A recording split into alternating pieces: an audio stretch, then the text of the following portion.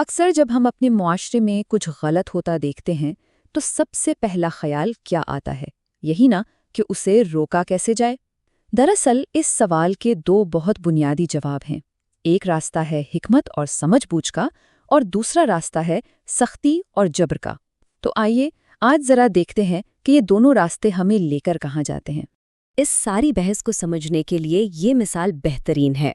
یہ ہمیں یاد دلاتی ہے کہ معاشرہ کبھی بھی ایک دم پرفیکٹ نہیں ہو سکتا۔ جہاں اچھائی کے پھول ہوں گے وہاں برائی کی جھاڑیاں بھی ضرور ہوں گی۔ تو اصل سوال یہ نہیں کہ یہ برائی ہے ہی کیوں، بلکہ یہ ہے کہ ہم اس سے نمٹتے کیسے ہیں۔ اور یہی وہ بنیادی سوال ہے جس کا سامنا ہر کسی کو کرنا پڑتا ہے، چاہے وہ والدین ہوں، استاد ہوں یا کوئی لیڈر۔ کیا ان جھاڑیوں کو غصے سے جڑ سے ہی اکھاڑ پھینک دیا جائے، یا پھر ان کی فطرت کو سمجھ کر انہیں ایک بہتر سمت دینے کی کوشش کی جائے؟ چلے پہلے راستے کی بات کرتے ہیں، جسے ہم حکمت کہتے ہیں۔ اس کا فلسفہ آپ کہہ سکتے ہیں کہ بہت سادہ ہے۔ اندھیرے سے لڑنے کے بجائے ایک چراغ جلا دو۔ یہ ایک ایسا طریقہ ہے جو باہر سے دباؤ ڈالنے کی جگہ انسان کے اندر کی سمجھ بوجھ پر کام کرتا ہے۔ حکمت کا راستہ ان 4 اصولوں پر چلتا ہے، اور یہ سمجھنا بہت ضروری ہے کہ یہ کوئی جادو کی چھڑی نہیں ہے، بلکہ ایک گہرا عمل ہے۔ اس میں پہلے تو مسئلے کی جڑ تک پہنچنا شامل ہے، پھر اس انسان کا دل جیتنا، اس کے بعد اس کے ضمیر اور شعور کو جگانا، اور آخر میں یہ ماننا کہ بھئی حقیقی تبدیلی میں وقت لگتا ہے۔ حکمت کا پہلا اور سب سے اہم اصول یہ ہے کہ جو غلطی ہمیں نظر آ رہی ہے وہ تو مسئلے کا صرف ایک چھوٹا سا حصہ ہے۔ ہر غلطی کے پیچھے کوئی نہ کوئی وجہ چھپی ہوتی ہے۔ جیسے اگر کوئی بچہ جھوٹ بولتا ہے تو ہو سکتا ہے کہ وہ کسی سزا سے ڈر رہا ہو، تو حکمت یہ سکھاتی ہے کہ صرف جھوٹ پر سزا دینے کے بجائے اس کے دل سے اس ڈر کو نکالا جائے۔ اس اصول کی سب سے بہترین مثال تو ہمیں اپنے گھروں میں ہی نظر آتی ہے۔ جن گھروں میں حکمت سے کام لیا جاتا ہے وہاں بچے اپنی غلطیاں ماننے کی ہمت رکھتے ہیں کیونکہ انہیں بھروسہ ہوتا ہے، لیکن جہاں ہر بات پر ڈانٹ اور سختی ہو وہاں بچے اپنی غلطیوں کو چھپانے کے 1000 نئے طریقے سیکھ جاتے ہیں۔ لیکن یہاں ایک سوال پیدا ہوتا ہے، اگر حکمت کا راستہ اتنا ہی اچھا ہے تو پھر لوگ دوسرا راستہ یعنی سختی اور جبر کا راستہ کیوں اپناتے ہیں؟ آئیے اب اسے بھی دیکھتے ہیں۔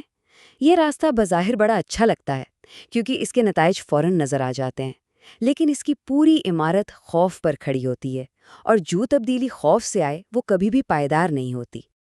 سختی کے جو لمبے عرصے کے اثرات ہیں نا وہ بہت نقصان دہ ہوتے ہیں۔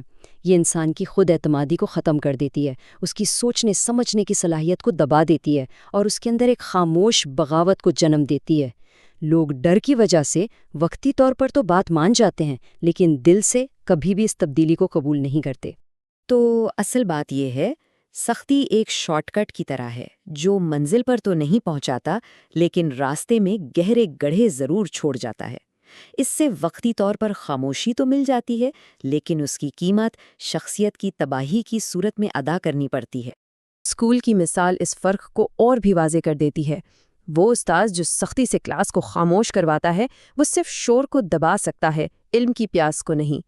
اس کے بالکل برعکس، جو استاد محبت سے دل جیتتا ہے وہ طلباء کے اندر سیکھنے کا ایسا شوق پیدا کر دیتا ہے جو زندگی بھر ان کے ساتھ رہتا ہے۔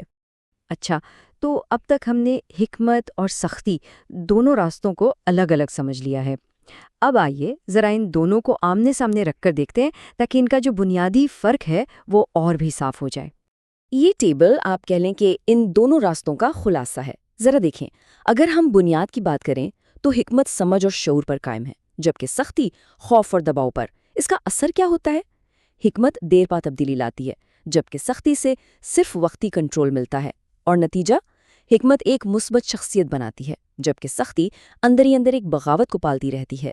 تو یہ سب سننے کے بعد ذہن میں ایک سوال آتا ہے، کیا اس کا مطلب یہ ہے کہ سختی یا نظم و ضبط کی معاشرے میں کوئی جگہ ہی نہیں؟ نہیں، جواب اتنا سیدھا نہیں ہے۔ اصل اور بہترین حل ان دونوں انتہاؤں کے بیچ میں ایک توازن قائم کرنے میں ہے۔ بہترین حل ہے اعتدال، ایک ایسا راستہ جہاں اصولوں پر سختی بھی ہو لیکن انسان کو سمجھنے کی نرمی بھی ہو، یہ جاننے کی حکمت کہ کب نظم و ضبط کی ضرورت ہے اور کب ہمدردی اور رہنمائی کی۔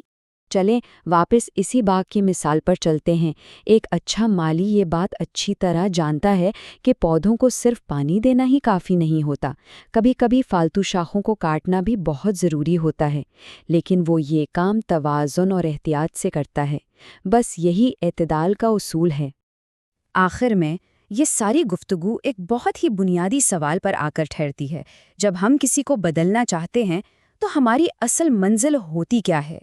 ہر لیڈر، والدین یا استاد کے سامنے آخر میں دو ہی راستے یا کہہ لیں کہ دو ہی مقاصد بچتے ہیں۔